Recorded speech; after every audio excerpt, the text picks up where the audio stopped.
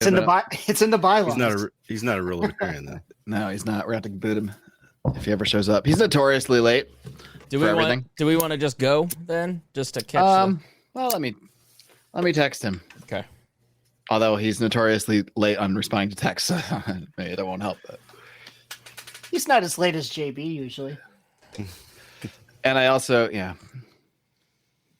I was able, so you have to start within like 9 minutes of when you scheduled it, or else Facebook deletes the stream. So fortunately, I was able to figure out how to like push it back because I logged on. I set it for 10:30, stupidly thinking they'd be done on time. Nope. I say it's 7:45 or 10:40. Oh man, you poor bastards! With your it's your later with your 10:45. future time. We're tired. Yeah, it's almost Friday. Yeah. These things have no meaning to me. Right. That's right. I gotta be up in like 8 hours for work. So. I'm off tomorrow, but my off days are harder than my work days because when I line up like a million interviews and all this stuff, so I could be hungover for work. I can be hungover for interviews too. I guess it's harder. Are you still doing NFL? Mm-hmm. You probably just care for more the time about being. interviews. Well, that's true. Yeah, I guess that's the real truth. I don't give a shit about my actual job except they pay me money. What's up? Hey. There he is, just in time. I was going to say we're starting in 2 minutes. 2 minutes ago. In fact, I did say it. I believe it. 2-2. Could have had an all beard crew if it wasn't for Odie. Well, I stand out. That's good. It's good contrast. It's good for you if you're running for office against us. Just randomly switch it up like every 10 minutes. Just swap everybody around. Yeah. Just for fun.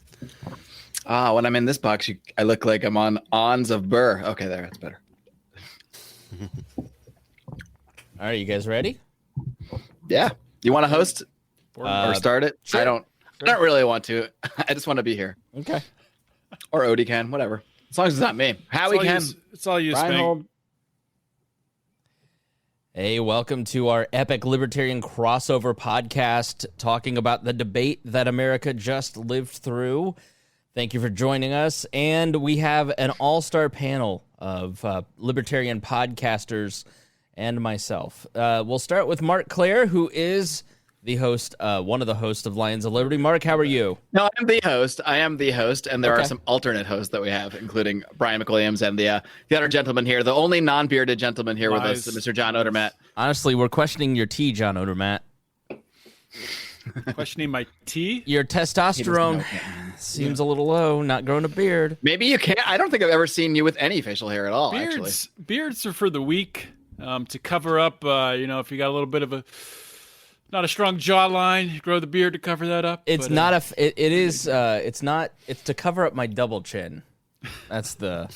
Spangle looks like he really crafts his beard. Like he really takes time to like shape it. Is that true? I do. I go to a barber shop and I have him. If you see, he trims off the neck beard. I haven't been in a couple weeks, so Wow, in Pennsylvania, beard trims are illegal. You're living crapping me. I'm not kidding you at all. Same in Virginia. My wife's been doing it, so that's Howie Snowden, by the way. Wait a minute. Like the man because himself, of COVID or down just the path of liberty. Oh yeah, we should finish introductions. Howie, how are you? I'm good. I could use a beard trim, but besides that, pretty good.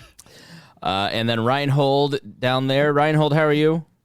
I'm doing all right. I could use color in my beard other than gray. Yeah, but that's are beard colorings legal? All right, so I'm always surprised when I talk to the Lions crew or like Brian Nichols, who's from Philadelphia area. Like, because here in Indiana, it's still the Wild West. Like, we still act like it's 1865. There's laws, but we don't follow them. But why Sounds like my kind of place, actually. Should I be looking at Indiana? Oh, Indiana and New Hampshire, are kind of on the same level. When, it's like when COVID hit, it's like, yeah, you weren't able to go to a restaurant for a couple months, but then, everybody still was. And now, and then you talk to like Brian Nichols out in Philly, and he's like, yeah, I can't go to the gym. I'm like, it's September. What? So you can't, is it because of COVID you can't get a beard trim, or it's just banned in general?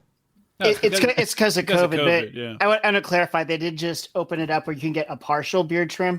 You have to keep you have to keep your mouth covered so they can't do like your mustache area, but they can do like some of it. I'm like, the hell with that. They actually send in inspectors too. My barber was telling me, well, like when you get a regular haircut, you have to wear a mask the whole time, and they like move the mask when they're cutting around your ears. My barber was telling me that they tried to send in like an inspector undercover, trying to like convince them to get a beard trim, to trim his beard, and the guy was being like super aggressive. So my barber could obviously tell like this guy is just obviously trying to bust me for trimming his beard, so he's kicked him out. That is wild. That is an amazing use of taxpayer money right there. It's insanity. So I walk into my barber shop in June, and there was one of those sandwich board signs that said "No masks allowed." So here in Indiana, you had the smoking ban, and that's how they set the mechanisms basically to ferret people out. But the public health departments are so busy, they're not actually checking on anybody. Well, and I don't think I've had a haircut since COVID hit. I haven't either, but that's nothing to do with COVID. So, all right. Well, we just watched a debate between Donald Trump and Joe Biden. And let's start with our first reactions from the debate. Let's start with seniority. Let's start with Marc Clair. What were your thoughts on the debate? What kind of seniority do I have? You're the oldest person here, right? I don't think I'm the oldest. I think you. Am I? You started it. Rhinehold's got to have a month or two on me. No, not now. In age, Rhinehold would have to go before me. But I was trying to be, Anyway, well, it certainly was less of a mess than the other debate. I'll say that. I will say I really enjoyed watching Trump the whole time. My eyes were focused on Trump the entire time, largely because it's really fun to watch him try about to interrupt or want to interrupt and then have to go. This is why you need to watch the video on the live stream, because I was just making no noise. So for the podcast, no one will understand. But yeah, I mean, at this point, I pretty much know what everybody's going to say. I can't say I learned a lot. I'm not sure if unbiased Americans learned a lot. I'm sure most people go into these things pretty much with their mind made up, and the answers that they hear are going to be filtered through that. So what percentage of Americans do you think actually turned this debate on to say, oh, gee, I have no idea who I'm going to vote for. Let me tune in to find out. I mean, there's got to be some amount, but I can't imagine it's a lot. So I don't. Go ahead. Sorry. I don't think there's a lot of people that didn't know who they were going to vote for when they tuned in, but there might be some people that learned something, since the mainstream media has not been covering the Hunter Biden laptop, the emails, the corruption with Joe Biden stuff. That might have been the first a lot of people heard about that at all. No, I think you're giving Rhinehold a headache, Howie. That whole thing, I think, is, and I tweeted it out and I got some solicitations back, and almost unanimously on Twitter and Facebook comments, I'm watching this with my wife who's not political, and she has no idea what they're talking about. Like all the Hunter Biden stuff, I think, is just so inside. It's very what journalists will call online, where they're talking about their issues, but like regular America is not paying attention to it. I think if you don't watch the news closely, there's a lot of stuff that happened in this debate that you were just clueless on, specifically that particular section on Ukraine and the laptop from hell. It'll be interesting to look at the Google search trends, how they spike up, and what words they spike for. But like with regards to like, did this change anyone's mind, and also with regards to the Hunter Biden Russia stuff, I mean, I think at this point, anybody who's voting for Joe Biden, they're voting for Joe Biden. I don't think they're being swayed. I don't think there's really undecided. There's nobody sitting there like, oh, should I vote for Biden or Trump? I can't decide. The people who are deciding right now they're deciding between Trump, staying home and not voting, or maybe voting third party. There's no like swing voter in the middle. I mean, there might be a few lunatics out there, but I don't think it's anything worth talking about. Almost all of the first election where at this point there's so few undecideds, right? This is really the whole election's really a referendum on Trump, and they could have put a wet shirt up there and ran against Trump and probably won, and somehow the Democrats actually did that. But it's an old, really weird, creepy wet shirt. It just doesn't matter at this point. As long as Trump didn't do anything tonight, I thought that would win him any votes. He plays to his base. His base is already going to vote for him. He doesn't need that. He needs to be playing for other people. And he didn't really land anything like that, except maybe one thing that most people probably won't even care much about. So, yeah, the polling all shows that the undecided voters, usually there's 10 to 15%. This time it's less than 5%. It's within the margin of error of people who actually have no idea who they're voting for. Everybody, I mean, there isn't a human on the planet that doesn't have an opinion on Donald Trump because he's so good at making everything in the media about him, and they're so willing to do that because he drives so much revenue and ratings. And so everybody, I think Odie nailed it. It's people are trying to decide if they're going to make the effort to go stand in the 2 to 4 to 11 hour line to vote. Is it worth it? Am I going to be inspired? I do think that this comment here from a Facebook user, oil and gas will change people's minds. I do think that in Texas and Pennsylvania, at the very end, Biden made an unforced error where he basically said he wants to phase out the oil industry in 5 years. And if you're competing in Texas and Pennsylvania and it's a razor's thin margin there, why say that out loud? I think that might make a change. There's no way he can actually do that. Of course, right? Everything he said, it's never going to happen. So, well, the way that they do it is with through blocking the permits. That's the way they do it. They're not going to officially put like a referendum on it, but they can easily do it by blocking the permits by putting. Yeah, but how much does the federal have power over that as opposed to the state? And can he really do it as the interstate? president? If the pipeline crosses state lines, it's interstate pipeline, so it's regulated by FERC. So yeah, they would have the control then. But if it's just within a state, then they don't. The federal government doesn't have any control really over it. So I like how Trump specifically called out Texas, Pennsylvania. You hear me? You hear this? You hear this? I mean, yeah. The 2 states he needs to win, but I don't think it's going to be enough, even if he does, because I don't think anybody's in the calculation thinking Texas isn't going to go for Trump. I know it's talked about as a toss-up, but it's still leaning Trump. So I don't think he's really lost anything there. But Pennsylvania, that it depends on how much that's going to swing or not. I don't know, but. So do you think the polls that we're seeing are more accurate than in 2016? Yes, I do too. No, I think they're probably less accurate. Yeah, less accurate. I think so too. Well, I think they're less accurate because I'm going to be the dark horse and say they're exactly the same accuracy. I mean, my reasoning for it is because it is more hazardous than in 2016, much more hazardous to be a Trump supporter, to be an open Trump supporter. People lose their job. I know many Trump supporters who will not put a sign in their yard at their home, but if they have a vacation house somewhere in a more Trump-friendly area, they'll put a sign up there. It's a very real thing. We have Trump trains every weekend where I live.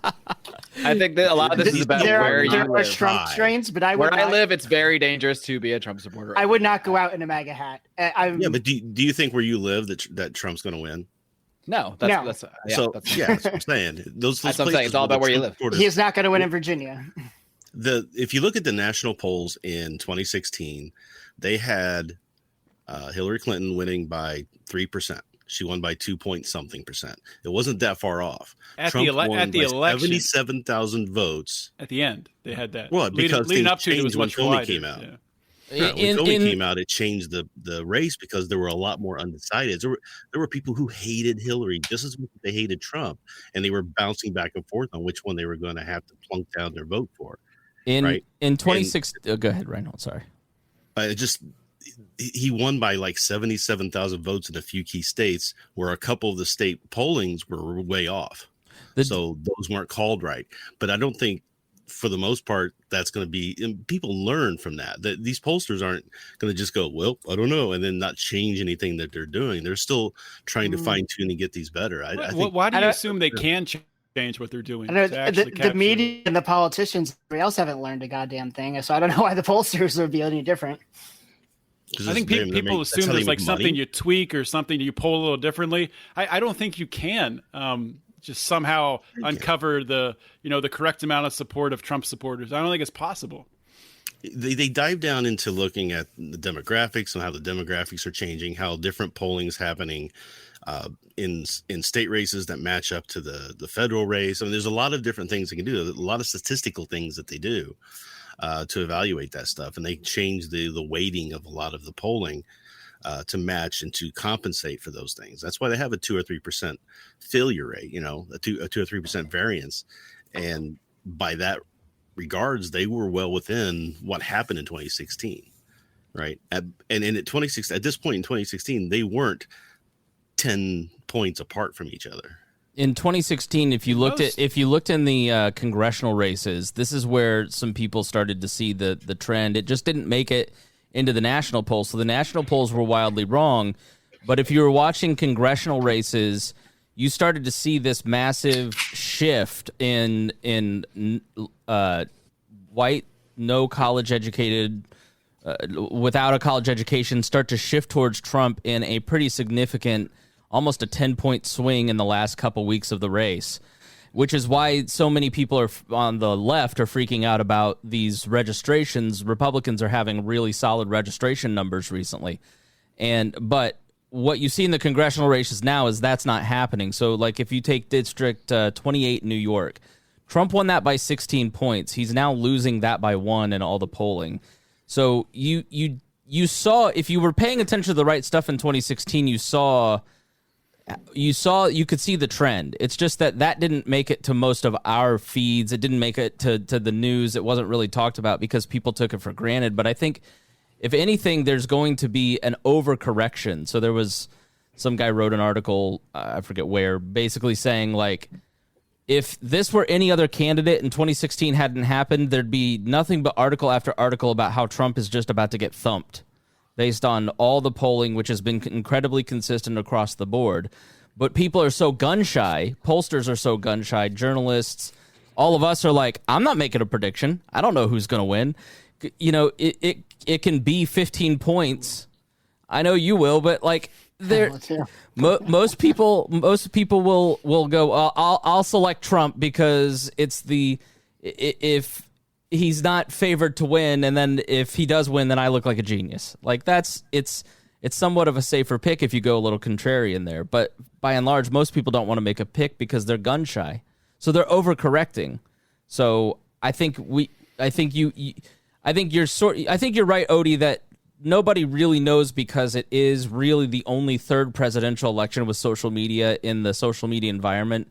And it's still really nascent and really hard to understand where the populace is, because you can spend all day on Twitter, but your Twitter is totally different than my Twitter versus Howie's. And you're assuming people are being honest in their poll responses. Well, yeah, but we're not talking one poll. This is like over the course of a year. It hasn't changed. Yeah, I don't think you're going to see some hidden people changing their votes in a poll or hiding in a poll over that many polls over so long. Well, Rhinehold, you can see, you're right in that the polls haven't changed, but you can see the hidden Trump voter in the favorable, unfavorable versus will you vote for him. So his unfavorable is a little higher than will you vote for him, because for whatever reason people seem to be willing to say they like him, but they're not gonna vote for him. So Chris, this makes me think of 3 different polls that I've seen recently. One was there was like 56% of people were saying that they're better off now than they were 4 years ago. There's also one that was like 60 some aren't comfortable expressing their political views, and today Trump's favorability just went over 50%. Those things tend to make me think that in a Rasmussen pool. All right, well, where did there it go you over 50%? Rasmussen. Sorry, Rasmussen. Nowhere near. Well, yeah. okay. I mean, they were the closest in the last election. In all of this, in aggregate, Still had him down. But. You have to look at a bunch of different data points. Like if you just follow Rasmussen, then of course you're going to think that Trump is doing better than he might do in other polls, because but even Rasmussen is saying, like, this is not going well for the president, and they're historically very favorable to him. You know, what Rhinehold, where he just made the point, is like when you look at all the data points kind of put together, there's about an 8 to 10 point gap in all of this, and that's backed up by all the congressional races and the Senate races. The Republicans should be walking into, they should have picked up a couple seats. The map was that favorable. They have 22 seats in play, and they're not going to win that. They're probably going to lose the Senate. Like, that's a very bad sign for the president. And then You have Jared Kushner shopping around a new TV network to fellow Republicans. Like, that doesn't instill confidence that they think that they're going to win. And then Trump said in the twice in the debate tonight that he thinks that the Republicans are going to win the House. I mean, does anybody think that's a possibility? I definitely think it is. I mean, if Trump wins re-election, they're going to win the House probably. Okay. This is I'm wondering what planet I'm living on right now. This is the problem with Trump and the Trump phenomenon. We're all going to know what planet it is in a couple weeks. This is or maybe not. Months. Or maybe we won't. Months. Maybe we won't. We all talk into microphones in front of audiences, very, very large audiences. And the largest, most beautiful audience. That actually reminds me, before you go any farther, I just wanted to say, everyone on this call, I am the least racist person here. I laughed so hard. All right, Abraham Lincoln. I do, someone just asked. Abraham Lincoln's racist. That's what he was getting at, right? I agree. But you understand, we were. There's a bunch of people in that room. Lincoln is very racist. Right? Lincoln, I can definitely say Donald Trump is less racist than Abraham Lincoln. So everyone alive today is probably less racist than Abraham Lincoln. When we talk into these microphones and we make claims and we make points and we make assertions, we feel the need to have evidence to back up our arguments, because if we don't... that's where we differ, my friend. All right. I just talk. I don't worry about that stuff. I don't agree that Donald Trump's going to win this election, but I saw Odie say he does, and he had reasons for why he felt that way. And so I go, okay, he has evidence and arguments. He has reasons for his argument.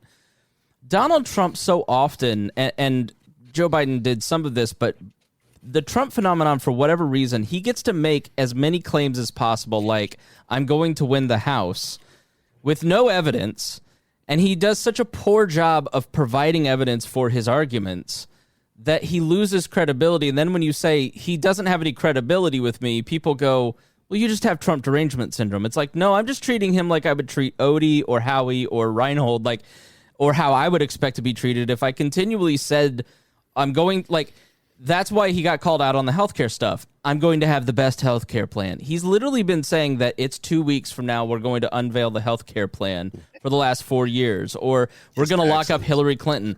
But Chris, we expect evidence for these claims, but not the American people. Evidence isn't like a big popular thing with them. They're pretty much emotional animals. In fact, it's quite unpopular. it's very unpopular. If you try to present evidence, you're us. Maybe I don't know if it's the libertarian world, but at least us here, evidence kind of drives what we go with. But the American people, not so much. Maybe, but that may be why his polling he's never really gotten above 43% in likability. I just think, Joe Biden, when he says he's going to kill off the oil industry in 5 years, that's a claim that everybody knows there's no evidence that he has the ability to do that. He can't do it, and he if he's trying to be the more credible, more honest candidate tonight, I thought was really bad for him. I thought I still can't believe he said that. That is unbelievable that he said that. Some people probably don't know it, but some of just the lies in these debates make me so angry. When he repeated the lie again about Putin putting bounties on Russian soldiers, which we know from our intel sources now is not true. It's just makes me so furious. But nobody, I'm sure 99% of people watching it think, oh yeah, Putin did that. Or 1%, less than 1% of the people who were the asylum seekers came back for their hearings. That's not true either. It's over 45% or higher than that. I mean, all those idiots. Less than 1% thing. It still would probably be smarter not to go to the trial. Yeah, I guess it's frustrating. Probably right about that part. It's frustrating to watch two politicians stand there and make these claims, know they're all bullshit, and then just have so many people go, well, even libertarians, it's they're secretly rooting for Trump or they're secretly rooting for Biden, instead of just going no, these guys are just full of shit. They're just making things up. Call them on their bullshit, and nobody ever does. Well, what do you mean by that? Because I wouldn't vote for either of these war criminals. I'm going to vote for Joe Jorgensen, but I do have a preference of which one of them wins. And it's not secret for him. No, not at all. Yeah. Howie Hawkins? I mean, us Howies do got to stick together. There's not too many. I told Mark this. I was thinking about you the other day. I was like, I wonder if Howie's voting for Howie because there's not many Howies. Like, I would totally, if I were a Howie, think about voting for Howie Hawkins just to support my Howie. You have to at least consider it. I hadn't really considered up until now. How often do you get a point? I have been a little disappointed with the Oregon campaign. I might have to do it now. Well, you can't vote for Howie Hawkins in Pennsylvania because the Democrats forced him off the ballot. Really? Yeah. I don't know if he's on the ballot here or not.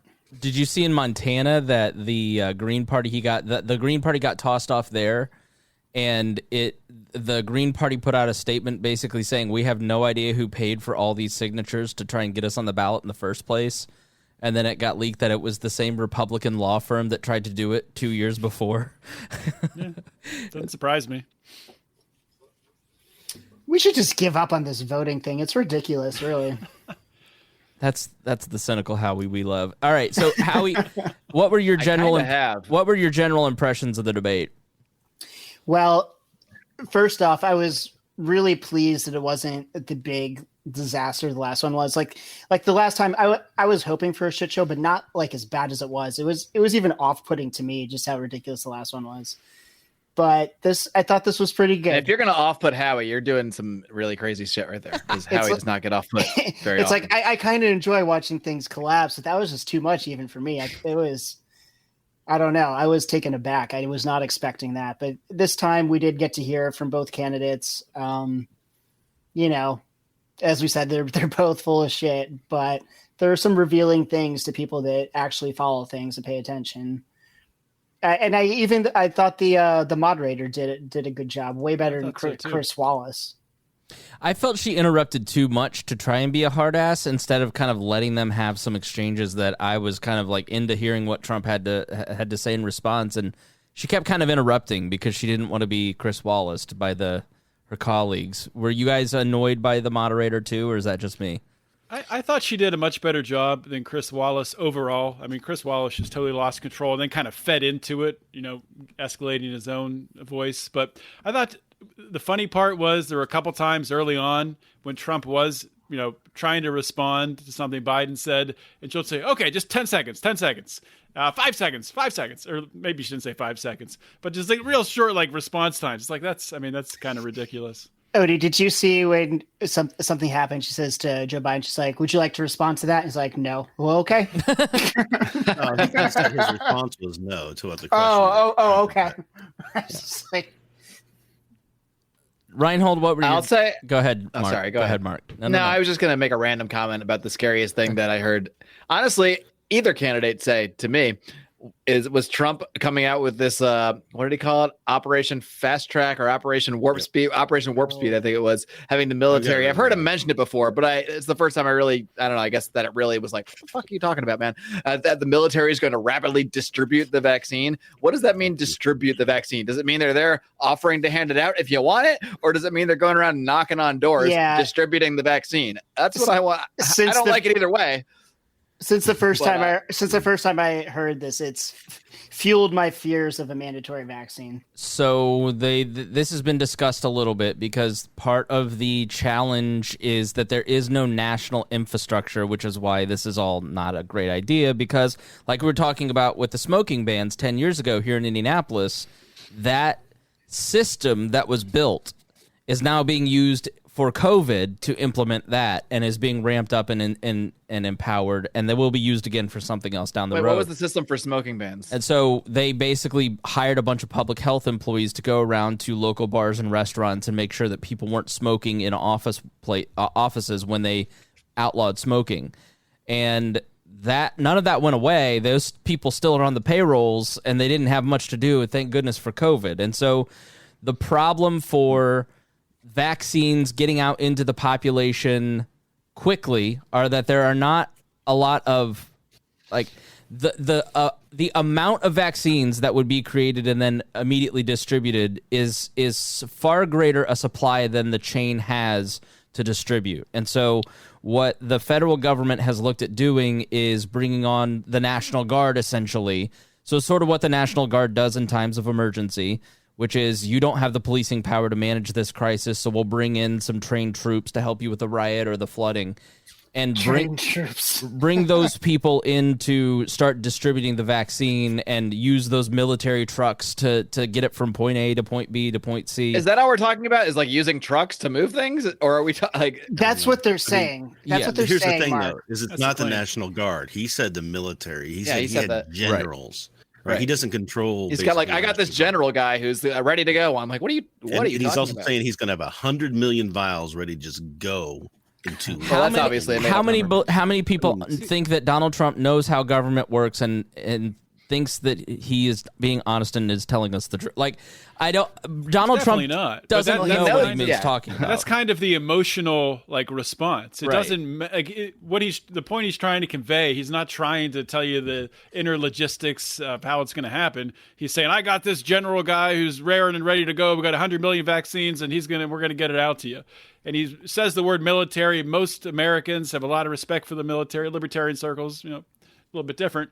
But that's the path he's going down. It's the emotional response. You could trust the military. You can trust this infrastructure. So that's the only thing he's going for, in my opinion. Yeah. I think it's exactly right. He's using language that he thinks he can sell. Never forget, as Odie and I talk about occasionally, he's a salesman. He takes it to the extreme to draw you back, to negotiate his point back. Like he is a bullshitter. It's why I just don't like him as a president, is because he's constantly bullshitting like he would as if it's a sales job. He's a used car a lot salesman. of dog whistles. Yeah. I do think with the vaccine, though, that us white men should put our privilege aside and allow others to get the vaccine first. I loved the question to Kamala. Would you get the vaccine first? And she went, I don't trust Donald Trump's vaccine. It was like, okay, I want to see Pelosi. I want to see Trump. I want to see Fauci. I want to see all those people lined up there taking the vaccine first because it's the right thing to do, to model. It's good leadership. And then we'll give it 3 weeks and the rest of us will take it. Now they'll just go do a photo shoot and have some guy sticking a fake needle in him and be like, and give it the thumbs up. Look, I'm taking my COVID vaccine. They did that in another country recently. I wish I remembered the specifics, but it was like the president of somewhere, and they were giving him like, it was the flu vaccine, but they still had the plastic cap on the needle, and like you could see in the picture. My favorite part of the debate was when Biden was going on some emotional appeal, saying how much he loved America and how much he's working for Americans. And my brain went, you, sir, are full of shit, and I don't believe this. This is an over-rehearsed line that your people told you had to do. And Donald Trump goes, you're full of shit. No, you're a politician. Nobody believes you. And that was probably my favorite moment of the debate. What was your favorite moments? Well, the biggest mystery is who built the cages. I don't know, but I do. Just appeared. All I know is we need a "Who Built the Cages" T-shirt in the Lions Liberty store soon. As And if with he's- lions in the cage. We know who they- built them, and we know who filled them. So who has been in charge of the cages for 5 years? Like, if you both find it egregious, well, Donald, you can end it right now. Like, just because they built it suddenly, well, they built it. They built nuclear weapons. I had to deploy them. Like, the real takeaway They should be that started the this genocide entire again, system and I have to agrees. continue it. right. This entire system, Republican and Democrat alike, agree with our shitty immigration laws overall. They might have slight tweaks here and there, but they both basically execute what I feel is horrific enforcement of border laws, which I don't even think the border should exist. So that's my thing. But the point, the real takeaway. It's horrific, but you got to understand what was going on. And so there were cages there that they would put them people in for a temporary thing, and then they would do the catch release thing that Trump yells about. Trump came in and did zero tolerance policy, right? He said nobody gets released. So they had to house those people. So not only did they use the existing couple of detention centers that they might have had, they started building large detention centers. Those large detention centers were built by a guy a company that a guy runs that was in the first year of Donald's administration, to Trump's administration, and then left. So he wrote the policy on where they were going to send the zero tolerance policy, leaves the administration, goes to work for this company, and goes and builds all of those detention centers. It's not surprising. Right. That's how good. That's the same thing that happened with the TSA. The Rapid the guy who worked with As the Rapid Scan, my favorite company name. I forget what his role was. He was involved somewhere in the previous administration. Wait, I'm sorry. He leaves, and that's his product. Can't remember his name. The TSA was Rapid Scan. Yeah, the Rapid Yeah, Scan. that's the name of the one of the scanner companies that for the I don't know if it's the current ones, but the original scanners. Yeah. I remember the first time I went through an airport, like shortly after those came in, I just started laughing so hard when I saw it because the name's right on there. It says Rapid Scan. I was just like, really, guys? Really? That's what's happening Just here? telling you what it is. But the then you hear Trump talking about corruption, and it's just like, really? I mean, that was always surprised. That I think that's why Biden won the nomination, and a lot of people don't understand maybe why Biden won out of all the other people, but Biden and his pick Kamala blunts a lot of Trump's attacks. How can they go after Biden for not being as much of a law and order guy? You know, he can't say that, so he's got to try something else. He can't, go after him on a lot of issues. That's why he keeps trying to throw AOC +3. Yeah, he hasn't. All this stuff is AOC +3. He's going to have to do everything that the left liberals have want him to do. That's his only attack. He can't attack Joe because all of the attacks that he would normally use are blunted. And you saw that in the debate when he tried something like that with Biden, and Biden goes, it was healthcare. He goes, I beat all those people because I'm not for single payer. Like, what are you talking about? Yeah, Biden, but he's trying to do, he's trying to get Biden to disenchant all the Bernie bros. Yeah, I mean that's part of it. It does because he needs them to win. Those people will crawl over glass to vote. Hillary didn't have them. It doesn't matter. Hillary. Bernie got cheated twice. You don't think those people are pissed? This race is about Trump exhaustion syndrome. Yeah. People are tired. Just exhausted. They don't want him to be president anymore. 60% of the people wanted him thrown out during the impeachment. Okay, they didn't just change their mind. I know a lot of far left communists that want Biden and Kamala destroyed. Right, but they were going to vote for anybody else. How many far left communists do you hang out with, Howie? You'd be surprised the circles that Howie hangs. Actually, edit that part out. That might affect my job. We're live, pal. No, it's like, listen, they look at it the same way that, like, Austin Peterson, when he talks about voting for Trump, he views it as self-protection. He doesn't like Trump, but he's better than Biden. And so if you're on the far left, you look at it and go, I don't really care. I know that Biden has this horrendous record with the crime bills and the drug war and was the Republicans' favorite senator. And the wars. But he's going to be better for the issues I care about than Donald Trump. And I don't know why we don't recognize that, like, the far left, none of this is about the far left or the far right. It's all about, like, that 10 to 15%. And that's why you look at these suburbs. Like here in Indiana, we have the 5th district, which was a deeply red district, and it's now probably going to swing to the Democrats. And it's just and largely because of women, and it's not because women are by and large super ideological. I think they're a lot more practical about politics than men are a lot of times, and they go, nah, this is just all ludicrous. This is foolish. I can't take this. That 10%, that 20% in the middle who really don't have a ton of allegiance that fall into all this are going for Biden. That's like the registrations. The Republicans are all in on these registrations, but there's a lot of independent registration, and like 60% of those independent registrations are all going to Biden. The Gary Johnson vote, half of it's going to Biden. And it's just, we talk a lot. Bill Weld vote. Bill Weld, he got Bill Weld. He got Bill Weld. I see a lot of it going, well, it's just Trump's words. A surprise. If people look at Trump's policies, then it's not as bad. Do you think Bill Weld, this is a tangent, but do you think Bill Weld even voted for Gary Johnson? No. I doubt it. I honestly don't think he did. Yes, because he was on the ballot and he wanted to make sure he got the vote. No, but Do you really think so? Yes. How much Bill Weld hates Trump. That's what I'm saying. I think he hates Trump enough to vote against himself. He might have voted for Hillary. I wouldn't be surprised. Bill Weld loves Bill Weld more than he hates Donald Trump. Whenever he finally responds to my interview request, I'll be sure to ask him. Well, I think if he loved himself more than hated Trump, then he would have said some of the things he said. Bill Weld doesn't love himself. That's why he drinks so much. Come on. Yeah, there's some bar There's some bar in Massachusetts. Allegedly. I was very offended by that. Allegedly.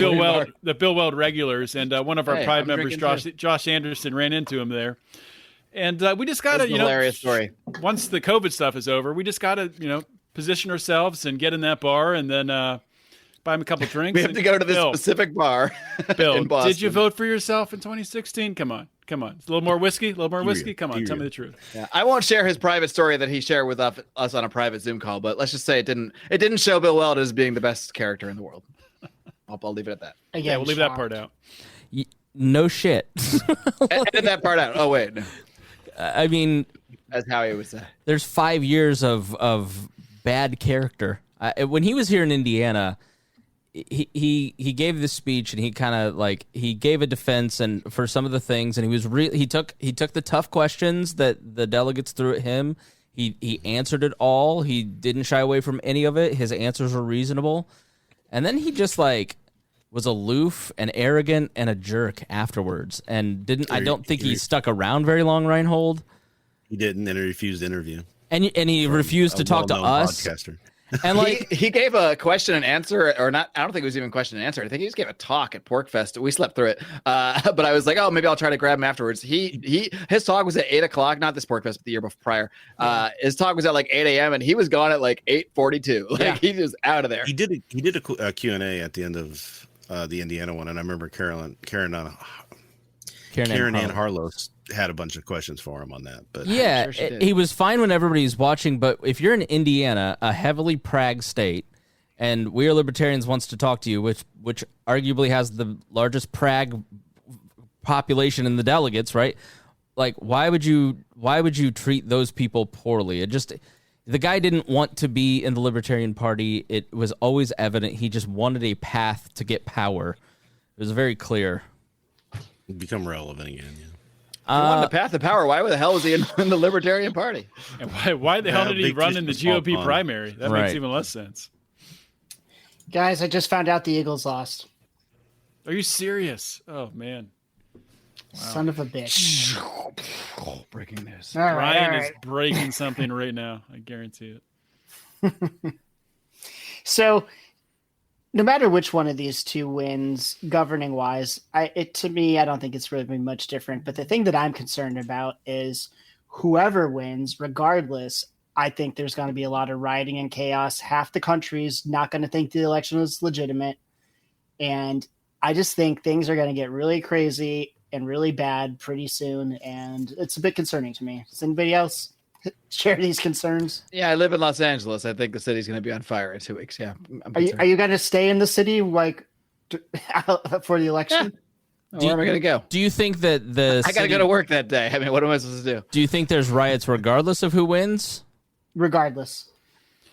I'm not. I'm talking to Marc. In my case, here, no. I think what the riots are if Trump wins here. Okay. So you think But Trump's maybe in going to other win? places, I don't know. I think there might be riots if Biden wins, but I just don't think the right. There might be really- celebrations if Biden wins that turn into. You don't think the I poor don't boys? think I don't think the right really riots too much. No. Did you The hear left is. when Biden called the Proud Boys the poor boys? That was actually. Yeah. Was I don't that know on if was purpose, or a does he just not know slip what or they on are? Purpose, but. No, that they this group recently did like they're kind of war gaming out the election, and it was With Jeffrey Tubin? Was it John Podesta? No, not that. That was so funny. By the way, we're on break right now, guys. Just a second. I'll be right back. Video's off, right? John that Podesta answers was playing- Bobby's playing- question of who's the most likely to masturbate. So Well, what timing, Bobby? I think we know the answer. John Obviously, Podesta was playing Biden in it, but the outcome and all their different scenarios was like violence in the streets and political turmoil. I mean, the thing is, I do think we won't know who won, and they're not going to declare a Right. winner probably until at least Thanksgiving or later. Which That is gonna might be tamp down so some of weird. the unrest, actually. I don't know. I don't think it's going to be quite that, but it's just my opinion. I Might thought it I would was. love to be wrong. I thought it was trending towards a landslide, but this oil thing, Trump will people have already voted. It's 30, it's 40. not gonna I matter. think it was it 43 million people Yeah, have but voted. the people already voting, like their vote wasn't I mean, people doing early voting and mail-in voting now. They're not going to swing their vote no matter what. Right. They're Nobody's going to motivated. swing their vote. That's the point. This. No, there based are on people conviction. who are still, I guarantee you, that would either thinking about not voting or voting for Trump, or considering a third party or Trump. I think that's the undecided votes. So driving home from work today, I was thinking about the outcome of the election. I was like, there's too many variables. I couldn't possibly guess who's going to win. I have no idea. But tonight, after I got home and I watched the press conference of Hunter Biden's associate, I was like, yeah, I think it's going to be Trump, because this is going to be made a big deal out of pretty soon. But does anybody care? People watching the debates didn't know what it was. Fox News is covering it.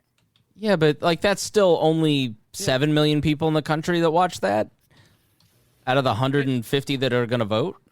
Well, it's not only Fox News. I mean, that's not where I heard about it, but I was just naming a mainstream media source that is covering it. It was actually played on Fox News. His press statement was like a Fox News interview type thing. Yeah, I haven't dived into the Hunter Biden stuff. We're going to talk about it on Saturday, and I got to do all my homework tomorrow. But I saw that the reporter who actually wrote the original New York Post article didn't put his byline on it because he was embarrassed by it. There's a lot of problems that seem to be arising from that, and I think that kind of kills it. But I'd also say Billy, Billy Carter, Bill Clinton's brother, none of these people, or the drug addict brother for George Bush, the oldest. None of those people ever really factor in. And my view of all this is that Donald Trump is kind of setting this up because he knows he's probably going to lose. And so what Donald Trump wants to do is he's going to do to Joe Biden what Hillary Clinton did to him, which is what the Republicans and Ken Starr did to Bill Clinton. So they basically, if you follow the Whitewater investigations with Starr, almost all of the shit that happened to Donald Trump is all the stuff that Starr did to them. It was payback. And then he's going to do that to Joe Biden. He's going to use it to undermine the presidency of Joe Biden because Donald Trump is all about personal grievance. Well, yeah. And all this is going to continue. These kind of things will continue to happen. Every president from now on is going to be impeached. It's good. Oh, yeah, whatever. I don't care. I'm just waiting for it all to collapse. No, it's you can fine. understand. I want anybody who's close to any lines, and Trump has crossed a bunch of them, get him out of there. Impeach him, vote him out, put someone new in. If they do it, impeach him, vote him out, get someone new in. Until we take our country back by voting these people out when they do wrong, then we're letting them do it. We're just letting this happen. And that's the only way it's going to change is us to just say enough of it, quit worrying about the partisanship of it and say, this guy was wrong. Get him out of there. Trump broke so many laws and crossed so many lines and destroyed so many norms, as it were. He needs to be go, and he needs to be probably indicted and everything else, and get him in jail and make him pay for it. I agree that them all need to be out and indicted and in jail, but I really do not think that voting is going to ever get us there, ever. See, I take the opposite tack of Rhinehold, and this was our argument for impeachment because he was all for it. I was against impeachment because it never was going to change anything. It's a divisive exercise for almost no reason. And I would say to our buddy Justin here, oh God, Spangle is going there. There's about as much evidence. So my reaction to the Steele dossier and the Russiagate and the Russia collusion in the beginning, if you go back and listen to We Are Libertarians, was an eye roll. All right, I'll wait for more evidence. And there never was really concrete evidence in that period of time to really show that there was collusion between the campaign and Russia. And there was a lot of tangential things that never really got tied together. And that's how the Hunter Biden stuff feels too. And so if you're going to be consistent and not really take the Steele dossier seriously, Why would you look at the tangential one email saying the big guy wants his cut? Well, who knows who the big guy is? You're making leaps and assumptions in the way that the Steele dossier the did. person who the knows email, what pizza is? The person who the email was sent to has come out and said it was Joe Biden, and we Who knows know what napkins are. nobody has denied the validity of the emails or that the laptop Except was Joe Hunter. Biden and his campaign have, but that's No, they great have. line. They have not said it's not Hunter's laptop, or they You said they're weren't, not like, real emails? No, they have not No. said that. They haven't said that. okay. They did. They just said day it's after a the story hit on disinformation Twitter. They campaign. said the whole thing is Russian disinformation campaign. They did not say It's they're. just like the Steele document, the Steele dossier. Here's how it works. It's not though. It's How is it not? This Do is you why I see- shut the because show there's Look, actual look. emails. His actual Hunter Have you seen 'em? Biden's signature is on like the thing for the computer store. They've whatever. We'll all find out soon enough. So Here's what? the Will we? I don't think we I don't will think we find out. ever One will thing- because you have we somebody will. making Hold on, we will making never the find attack out. that says something. No, We're never gonna find out. We're shit. never going to find out because they want the argument to Giuliani continue. has this what I'm saying is Giuliani has this copy of this thing, and he's saying this is what this stuff is on here, and he's let a few people who are friendly to him see He's it. given it to the Won't let FBI investigate and the it. Delaware Anybody- police. It's to the police. The police aren't doing anything. You know why? Because Well, they And the gave it. FBI. They The handed. They FBI's gave had it it to for the months. FBI. investigation of this. Yeah. So first of all, Giuliani's got a hold of supposedly child porn, and he's had for a year, kind of big boy jail stuff. Then he's also got the fact that he's now accusing Hunter of sexually being sexually inappropriate with Biden's grandson or granddaughter, a 14-year-old girl. When of he being was brought into when he this. was dating his brother's widow. But there's She right, sent but no. text message to him saying that she didn't appreciate him being naked and smoking crack around the kids. It was And creating in an that unsafe text message environment. also All says these that when rules. pressed, All she these said it didn't rules. happen. Wow, so strict. You don't think that happened? She says it didn't happen in the text. If you read the whole thing. Hold on. Let me ask you guys. Why do I give a fuck? I don't care. I don't. So if Donald let Trump me was tell you all pissing that's on going to hookers, I matter didn't care. about tonight was the line Trump had, which I thought was fantastic when they were asking Trump about his tax returns and, digging through, Biden's calling him corrupt. Trump's calling Biden corrupt. And Trump goes, you guys spent They're both $48 million on the Mueller report, whatever it was, Russiagate, found nothing. And he goes, I can spend $1 million. I can spend $1 million and find more. I on the found a two lot of of you. things on the Mueller report.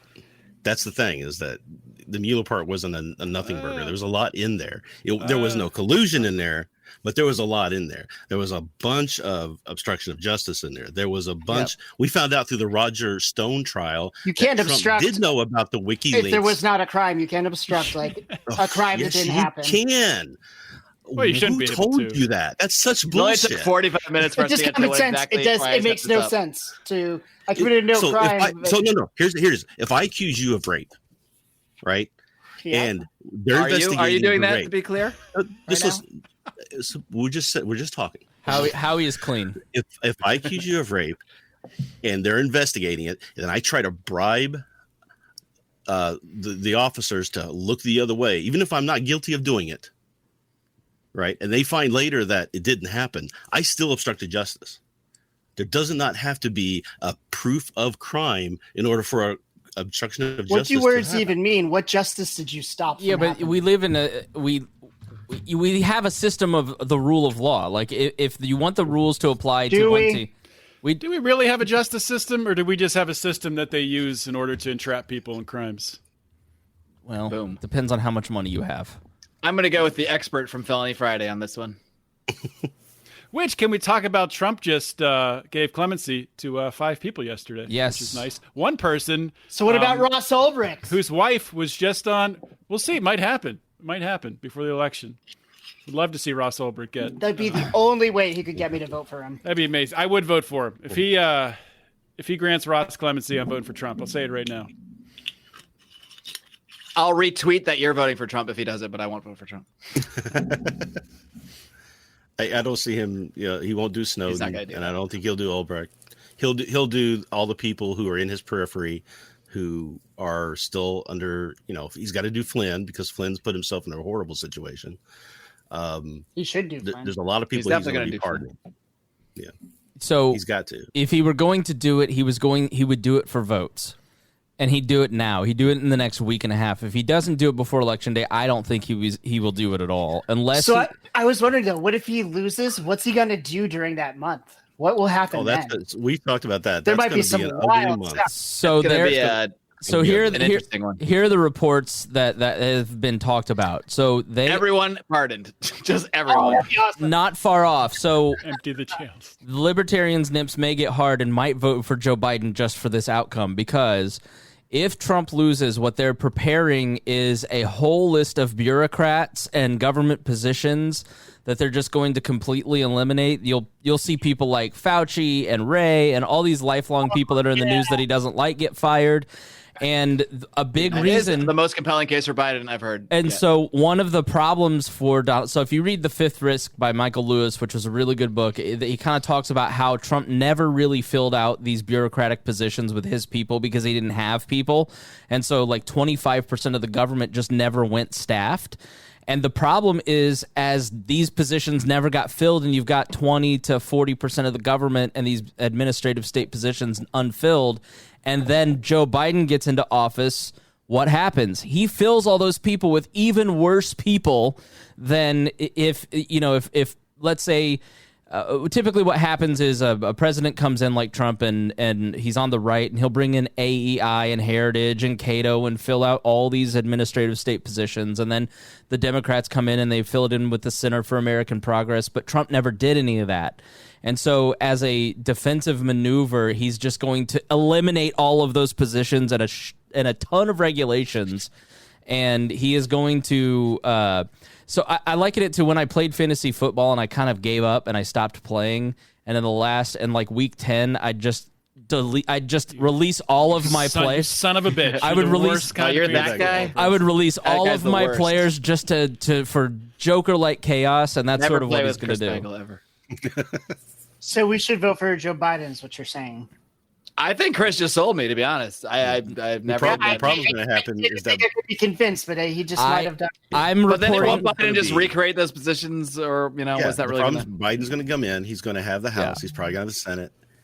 He can fill all that stuff in, get everybody confirmed, and have basically what he wants across the board without the political fallout that a president usually comes in with, where they don't replace a lot of those people. Well, he's going to have a harder time than you think, because he's going to have absolutely, like, when Bush transitioned to Obama, they were like binders for every single job, binders full of women. They gave so many, and then Obama left like all these people, and they talk about in that Fifth Risk book, like they had like meeting rooms set up and like at the chamber at the Commerce Department, and they expected like teams of people to come in to prepare, and like Wilbur Ross just shows up one day and he's like, "Yeah, I'm the new Commerce Secretary. Show me where my office is at." And like there was zero transition whatsoever, and so Biden's preparing for like Clinton. The worst thing Clinton did, that was like the worst transition in modern history, and like it's because he stole all the K's off of keyboards in the White House, and it was a big scandal. Didn't he fire like the whole Justice Department? So yeah, anybody who was working a case against him was gone. Right. But you got to remember, Biden's going to go and say, "Okay, I need to fill all these positions. I don't know what to do." I've got a lot of people that were in those positions back when Obama was in president. Am I the only one not surprised that Chris is trying to find out outlandish reasons to vote for Biden? I was asked a question and I explained. I love that we can have comments on this, by the way. These were reasonable reasons. This is what these are convincing That's reasons. the only good reason I've heard. This is literally the leaks out of the White House as to what Trump is planning to do after he leaves. And I made a sarcastic joke. I'm sorry that you're not intelligent enough to see that. All right. I think he just called Kenneth low IQ. Very Trumpian. There's a difference between so a lot of times we talk about things that are opinions that we have views on and things like that. But we also comment on things that are how we see the reality of what's going on. Like I don't want Biden or Trump to win, but I can look at what's going on in polling and I can make an assumption of what I think is going to happen. So I think a lot of people get confused on when we do all this commenting on things, is that where's the line between what's our opinion and what we're just reporting on. You have to actually explain what's going on, or else you can't effectively give an opinion, because people don't know people don't have context to the news anymore. Hey, I forgot my funniest moment in the debate. That was something we were talking about. I don't know if it's funny to anybody else. It was just funny to me. Well, there was a couple actually. Both of them might have been jokes that I'm making up in my head that weren't supposed to be jokes. I'm pretty sure that's actually true. One was when, we already talked about when Trump said I'm the least racist person in the room, but then right after that, he's like, I can't even see the audience. It's so dark in here. I was like, God, whoa. Yeah, I thought, oh was- my God, he's gonna go there. That was like, bad. is That was he being? bad. I don't think he actually meant that at all, but I think he was just trying to say I can't see. But it came across but that the way. thing is, he doesn't have that in his mind to understand that may not be the best way to phrase that. No, Because exactly. That's my this point. justifies that he's the least racist person in the room. He didn't even think about that. He's still not racist. He doesn't even think about that as racist. He was sued twice for not renting to black people, and I'm trying to figure out how that makes him not the racist person in the room. Am I the only one that was really annoyed that Biden had a mask on just so he could have it front for 1 second? that was my first. That was my first that was note. That was That was very so done for a reason. Obvious. Yes. Yeah, I even wrote that down. That was my first note. I was like, Biden is really making sure to be seen removing his mask. So we all know he had the mask on, whereas Trump gives no fucks. Well, he's immune. I said that to my mom today. She's like, we don't know that. I like how he's like, well, they tell me Mom, I'm immune. Who it's knows for how like long? every Maybe other 2 months, virus. maybe forever. I don't know. But I'm immune. And then also Biden said something that also was not meant to be a joke and probably wasn't to most people. But he said, I've been looking to, take back all the stuff we did with the 94, let people out of jail. Nobody should be in jail for having personal amounts of drugs, especially cocaine. And I just thought it was hilarious.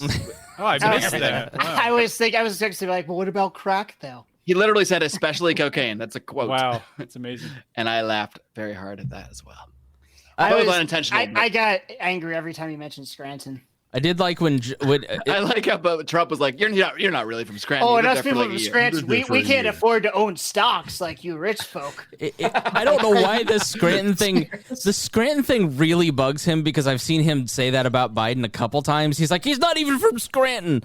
It's like, I don't consider him from Scranton. he moved when he was like 3 from Scranton, but I never saw him there. for some reason that's like some sort of really weird trigger for Trump, and it just pushes his button. Isn't there a the other statue of thing, Joe Biden too- in Scranton or no? There's not. No. Oh, okay. I must. So have there fallen asleep. was one thing he said too that really got me, was that He's he's from like, Delaware. I'm the pretty reason much. you're the reason I ran. You and Obama are the reason I ran for president. And I'm trying to figure it out. Can you remember, was Obama president in 2000 when he ran for president? Well, no. This He didn't last really run. He this just kinda last time when he faked the ran, run. it was because He ran. Obama made fun of Did he? him Obama made fun of him at that dinner, and that's like what did it. Yeah, What's see, I don't that? think he really expected What's to that win. I like think he press just dinner? wanted It's to usually like a big jokey thing, trash but him. Trump won't have it. Yeah, Or won't go to it. Like Obama, was busting. the correspondence dinner. Yeah, Yeah. Obama was busting Trump's balls, and I think that's when he decided to run. You're talking about Rhinehold in 2000. What was that? The Reform Party that he ran on? He tried Or- to run on the Reform Party. He was saying that we need to third parties should be on the debate stage. This is horrible that this is happening, and he got so bad numbers that he dropped out like a month and a half later. Yeah, he was like After trying to having run in their punched him out. primary, but he didn't. He didn't actually go through with it ultimately.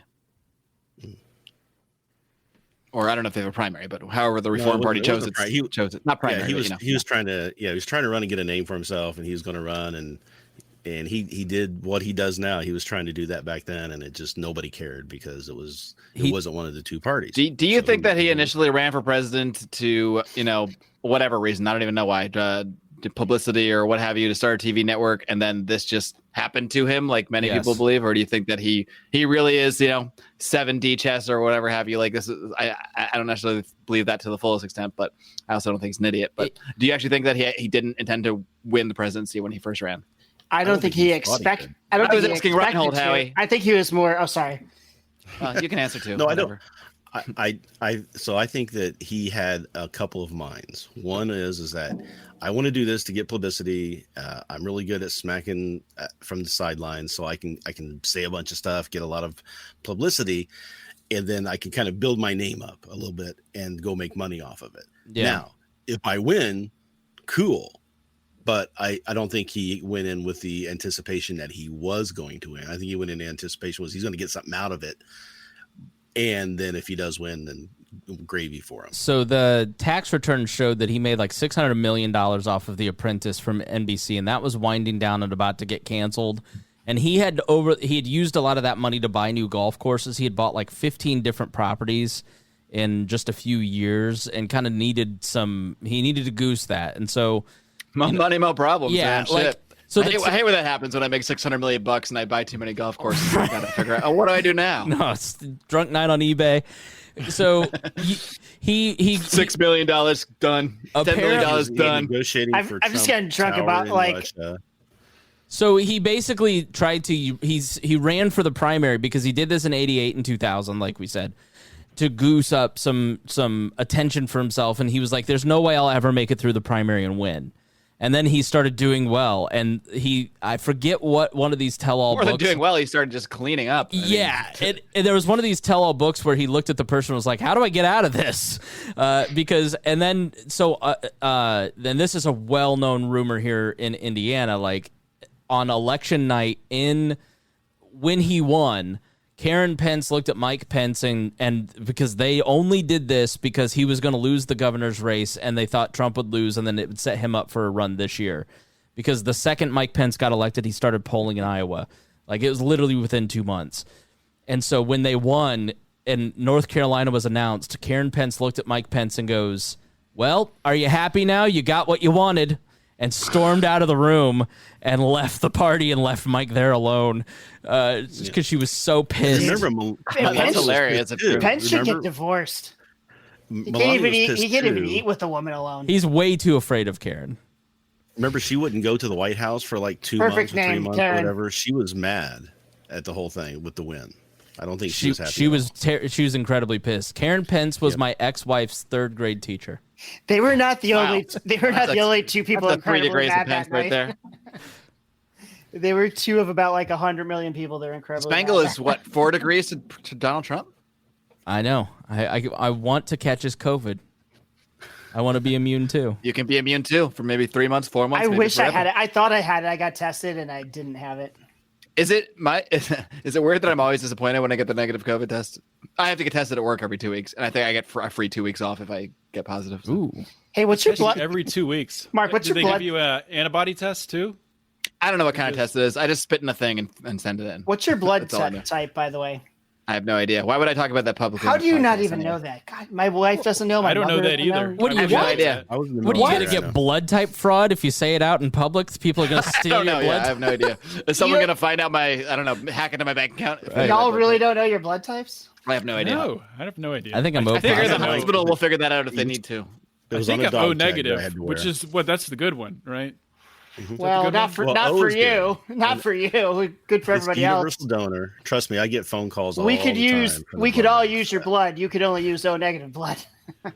I've got it in my Apple Health Kit thing, but I don't want to put that out there. Someone might steal my identity with it. Yeah.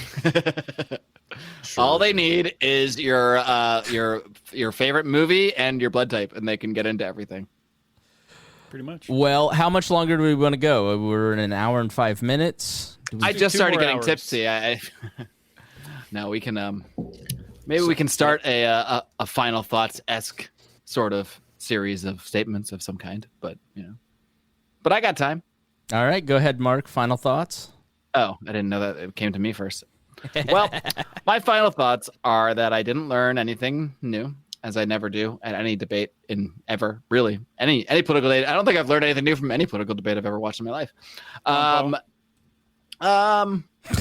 Even Ron Paul, I didn't really learn anything new. He was just saying things I already believed. So I was like, oh yeah, this guy's saying this thing I know. So no, even then I wouldn't say so. I'm sure for some people, Ron Paul was teaching them things they didn't know about the Federal Reserve and that sort of thing. So definitely can't speak to this debate in any kind of way like that. I will say, after like covering all these Democratic primaries and the last debate, it was the first debate that it actually didn't feel that cringe to me to watch. It actually wasn't hard to watch. It kind of went by fast. I didn't find myself like, oh God, will this just end? So I guess that's something to say about it. Did you guys think it reminded me like the VP debate reminded me of how politics used to be? It was a little bit like just two politicians that don't like each other having a debate. It wasn't any. I mean, Trump made a specific conscious effort to behave himself. I mean, you could tell. It was he didn't even mention Hunter. He wanted to, like in the beginning, he was like, he said laptop from hell was the closest he got. He didn't. I don't think he ever mentioned his name. He mentioned family members. He said at one point in the beginning, he did say like, where are you getting all the money? And right. Say like, big man, are you the big man? I did laugh at that as well. Are you the big man? He did say you probably aren't the big man, but you might be the big anymore. man. Yeah, he said something about him not being in the military, but I don't know if he said it was your son or if he said Hunter. I don't remember. No, yeah, he was talking. I think he said it. He complimented Biden at one point in the debate, and I just about lost it. I mean, it was like he turned to him under his breath and kind of said, "You're doing really well. You're impressing me," or something. I missed that. Oh, wow. Was that on mic or he just like mouthed it? I heard it. I was just I wrote it down, and I'm like, wow. Well, doesn't that just show you behind the scenes even more like how politics is, that everyone's on the same team here ultimately? Mm-hmm. Well, I think he also complimented the moderator a couple times, which I thought was kind of out of. Normally, he was attacking the media, trying but to be a different face. It did seem like he was trying to he's already done everything to shore up the base and to make the most bombastic statements possible, and et cetera. So maybe this was the time he's like, all right, I'm going to try to play a little more even keeled here for those people that might be on the fence, that might think I don't mind, Trump's just a little too bombastic for me. So maybe that's part of the strategy there, because he didn't really say anything too outrageous besides the normal, made up numbers and things like that. Gonna change. Yeah, 3.5 years. Right. 4 years. I bet you 10 years after he's out of power that he will be remembered fondly by the press like George W. Bush is now. I don't know how he could be more Nixonian than anything. Yeah, I disagree with you. Far more Nixonian. I do think we should include, since this is the last time we're all going to be in this room together, friends, before the election anyway, maybe a prediction of what's going to happen. And I'm the worst person on this because, interestingly enough, I was actually much more confident about Trump winning 4 years ago when no one expected him to win. I think me and Odie, it was on a podcast in December of 2015 that Odie and I both said we thought Trump was going to win the presidency, and he did. And I wasn't necessarily confident about that. I had agreed as well. Okay, maybe you agreed, but all right, Howie agreed, everybody. But still, when you see all those things coming out ahead of the election, like 99.9% chance Hillary's going to win, I still thought, oh, maybe I'm just wrong in my prediction. But I was right in that prediction. I do feel less confident saying it now. I will say that. Yeah. So any prediction I make will not be made in confidence. But I guess I wouldn't be surprised by any result. There's looking at the polls. I think Rhinehold and Spangle both make pretty reasonable arguments for why we might want to believe the polls more than we did 4 years ago. I think those are points I can't really make an evidence-based disagreement with, but there's something in my gut, and that's what I went with 4 years ago, which made me think he was going to win. There's a gut part of me that does think Trump is going to win, but I'm not going to say that with extreme confidence at all. So I guess that's my take on my prediction, but I do think LA is going to burn. So yeah, I'll be here. I'll be like that dog. It's just like, this is fine. I'll just be like here podcasting. This is fine. All right. I'm armed. We'll just go. Cool. We'll go through the boxes. I would say that the debate overall is a draw. I think that Biden looked really bad in the first one. It's just he never got a chance to look bad. Trump looked good in the beginning because he had some facts. I think Donald Trump, this was his best debate performance at all, like totally, because he was in command of the facts. The thing with Donald Trump, the two or of his debate performances, all of his debate performances. But I think the thing with Donald Trump is that Donald Trump is a bullshitter. He's a bullshit artist. He lies. He'll say anything to get elected. But like Donald Trump also, he does kind of like, he's every talk radio caller I ever screened. He hears something on a podcast or in a conversation, and that just kind of filters in, and that becomes a fact. And so, like, if you listen to him and you kind of read the papers, you go, I know where Donald Trump, what he means, because he's got that fact, right? Like, he's not very coherent. I mean, this was really too incoherent. You think that's kind of purposeful, though? Like, I feel like he puts those things out because he's playing to those people. I think he's just hyped up. I think he's just like I don't think he's a dumb person. I think he showed his intelligence tonight more than he does most times. Like he does retain a lot of facts. I just think he's not an intellectually curious person, you know. So he's not like he's not. You don't think he's sitting up reading Nietzsche and like no reading so no Aristotle at night? Like I believe Fauci when he says that he has like ADD to the max. Like you can just kind of tell like watching the guy and hearing him talk. So like I think he kind of absorbs the facts that he wants to hear and he grabs onto those little tidbits and holds on to them. So like if you watch the 60 Minutes, the leaked 60 Minutes interview, or you watch this debate, like you hear him kind of making an argument with some facts. It's just that he doesn't nail it. You know, if you watch like Barack Obama or Bill Clinton or even George Bush kind of go through that motion, they can do that. They can put together an argument. He's just, for weirdly the greatest communicator since Reagan, he's not a very good communicator, and I think he's just kind of all over the place. But I think that he was stronger tonight than he has been in any debate with Hillary or Biden or anyone of the 2016.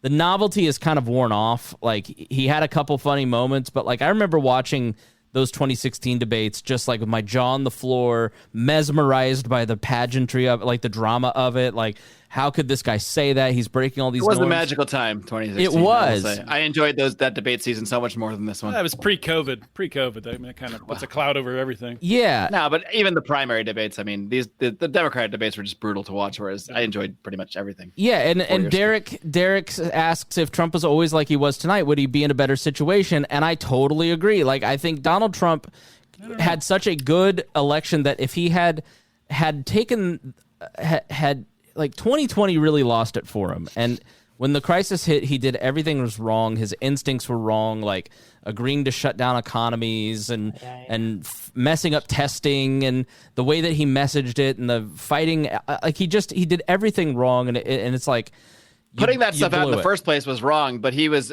dead on about a lot of what he said tonight. Oh, you're stealing my closing statement. Yeah, I forgot we were making statements and not talking anymore. But how do you not penalize the guy for being wrong when the chips were down and he needed to make the right decisions? And that comes from him having no ideology whatsoever. Like if we were in that decision and you had all the information that you were getting, you might question yourself, but you at least have an ideology that you hold firm to and go, no, this is what I'm going to cling to. And so, you know, that's part of why he's not a good president. But then, you know, his lack of ideology could have been a help to him, but it wasn't. So I think he had a good debate, and like Chuck Todd said, he stopped the bleeding, but I don't think that it's nearly enough to keep him from losing the presidency. I just think the wave that has kind of been building to get him out of office, I think people are just tired. I think they're so done with it. I think that even the people who kind of understand, like, I know that Biden's just going to be a really shitty president. This is Mittens. I'm just laughing at your cat appearing behind you. That's all. I just think people kind of like, if you watch Barack Obama's speech, he's like, imagine a world where you don't have to think about what the president said that day.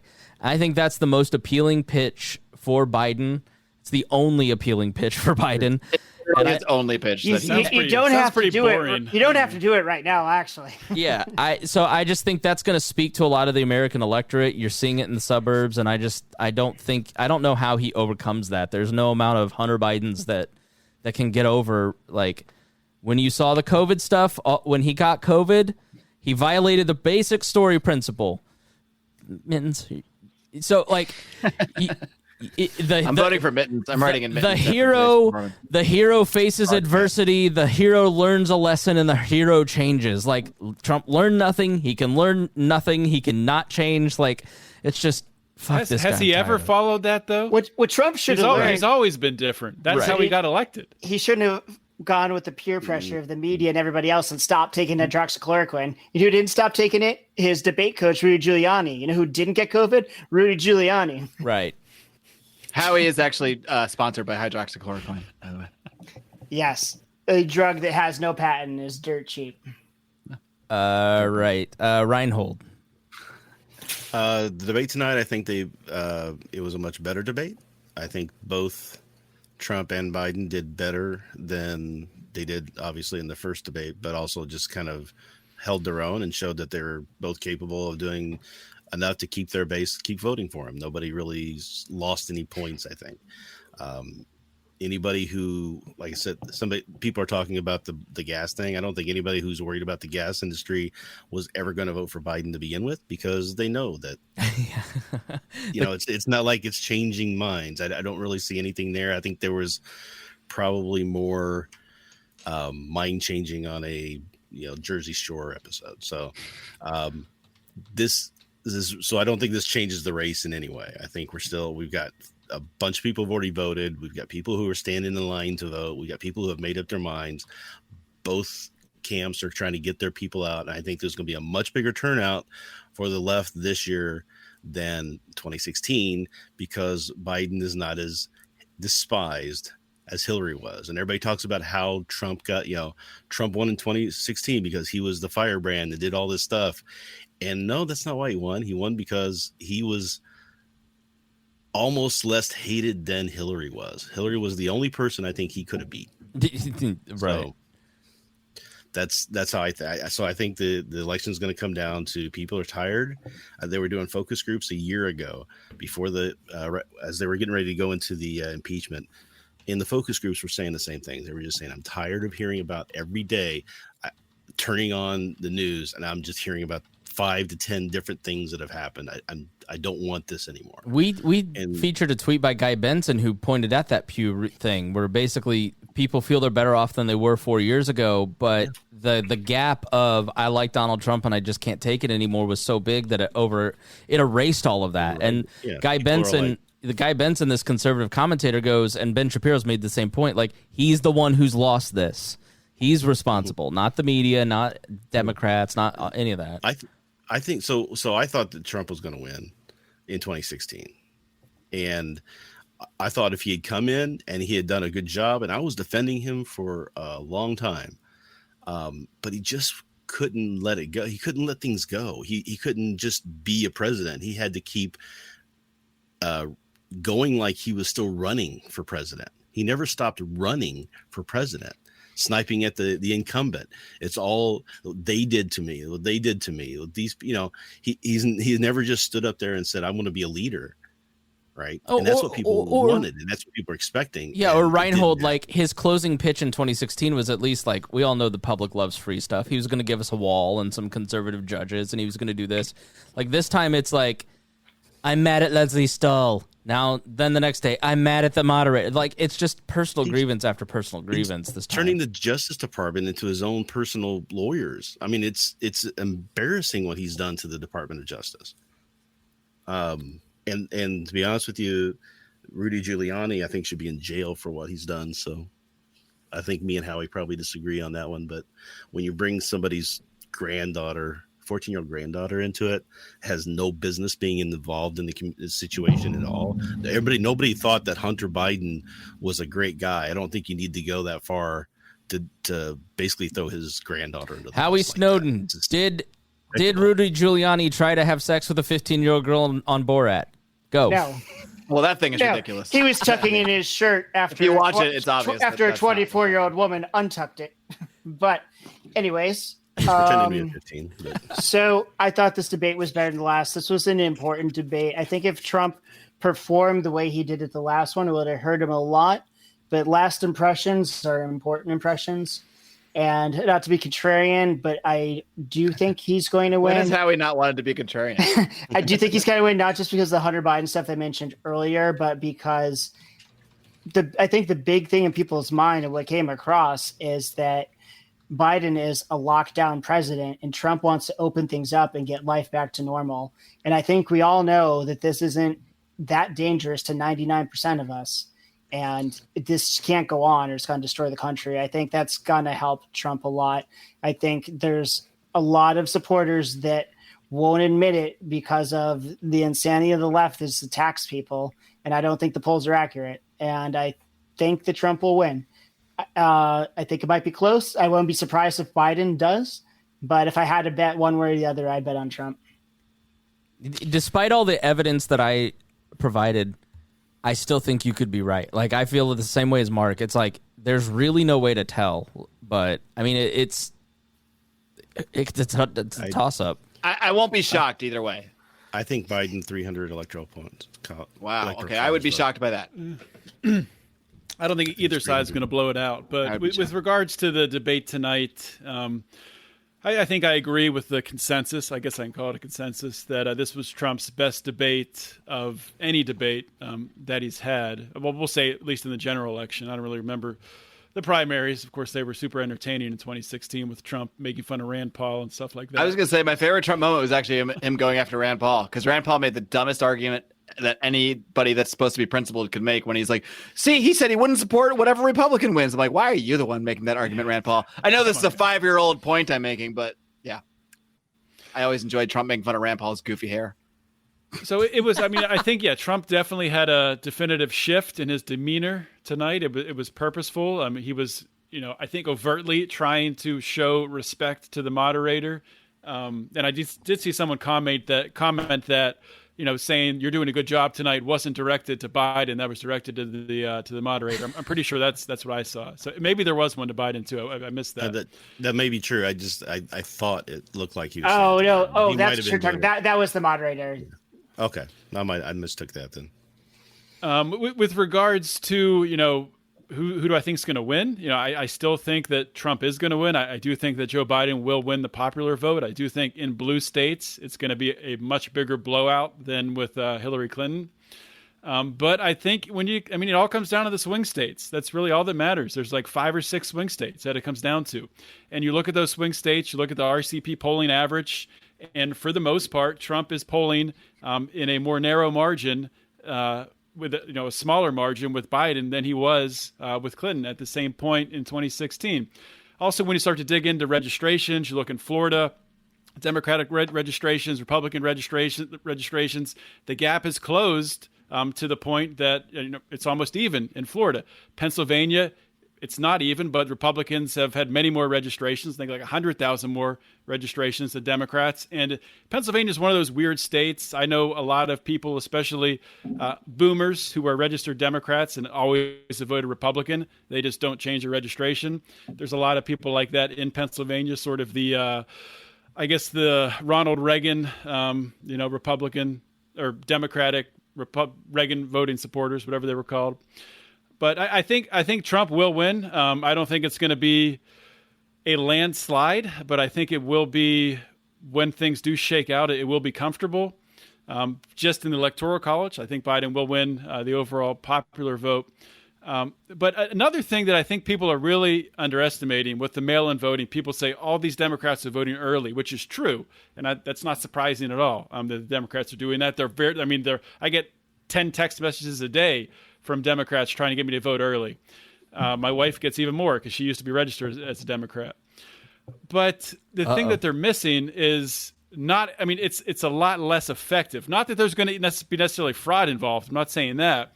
But for example, in Pennsylvania, there were like 70,000 mail-in ballots that were sent out that they had the addresses wrong on the inside envelope. So they had to resend them. So you have 70,000 people, or maybe it's more than that, getting 2 ballots they have to send in. So you have people who are maybe in their 60s, 70s, 80s who are 2 ballots. What do I do? If you go to vote in person and you've already registered to vote by mail in Pennsylvania, I don't know if it's like this in every state, you have to bring those ballots with you to vote in person. If you don't, you can't vote. So I think you're going to see, it's going to be a freaking mess. It's going to be a complete disaster in a lot of states.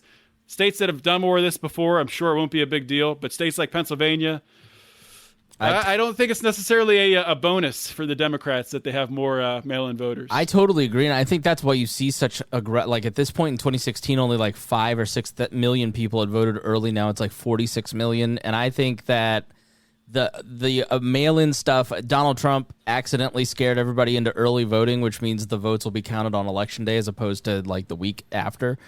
But the structural problems of voting that you just pointed out is such a huge unknown. And I would also add Kanye West being in Minnesota. Minnesota was like the swing state in 2016, along with Michigan, and Kanye West is on the ballot there and in 11 other states. And the irony vote got Trump elected in 2016. It can't be undercounted in Minnesota, too. Who gets more votes, Joe Jorgensen or Kanye West? Jorgensen Jorgensen. Jorgensen across the board, but in Minnesota, Kanye West. We'll see. But I agree. Before we go to Chris, I was wanting to. Do you want to say something about the GoFundMe we're talking about? Oh, yeah. I would love if everybody could help support just a great libertarian, a great friend, a co-host on the We Are Libertarians network. Howie Snowden, everybody. Yeah, please support Howie. He's been going through some tough times. He left the show early. He's just a mess. No, Tricia Stewart Mann is basically a victim of lockdown. She lost a job to lockdown, got another job, lost it to the lockdown, and then started working in a bar, and then is pregnant, and surprise pregnancy, and it's really hard to work on your feet when you're several months pregnant, and her work and her doctor would like her not to work, but that's just not financially possible because they've had so many problems not of their own making and as a family this year. And we love Trisha, and I know, Mark, you've been on Trisha's show, and she's just a great libertarian. She's our token anarchist on the network. She's good people. She's really great human being, and just, if you want to support Trisha, if you want to support her unborn child, her family, then we have started a GoFundMe to help raise money. I'll put that here in the comments, but you can also find it in the We Are Libertarians Facebook group in the announcements, and grab it there because she's in a tough spot, and she is it's tough to we asked if we could help, and she reluctantly allowed us to do this because it's not an easy thing for them and their family, but we just hope that you'll consider supporting them, and I'll put that in the chat and in the We Are Libertarians Facebook group. Yeah, and we'll post that in the shit when we post this on our website over at Lions Liberty, and anywhere we post this around, we'll try to include that link. Cool. Well, thank you. And after you support Trisha, support her first. After that, if you haven't joined our Patreon groups, that's right. Both of us. Yes. We Are Libertarians and Lions of Liberty both put out tremendous Patreon content. So tremendous. I mean, tremendous. The best conspiracies you'll ever hear talked about will be on Conspiracy Corner on our Patreon. So. I love it. I'm anti-conspiracy theory, but I love listening to Conspiracy Corner. Anti-conspiracy theory? It's okay to be anti-conspiracy, but anti-theory? Come on, the theories are fun. All right, I'll give you that. That's a good counter. That's my compromise. But Howie had the best breakdown of COVID in the early days of COVID that I'd heard anywhere else. Legit. That's legit, folks. Yeah. Would you tell my mother that, please? Thank you. Yeah. I mean, some of the if you're so smart, why don't you be a doctor?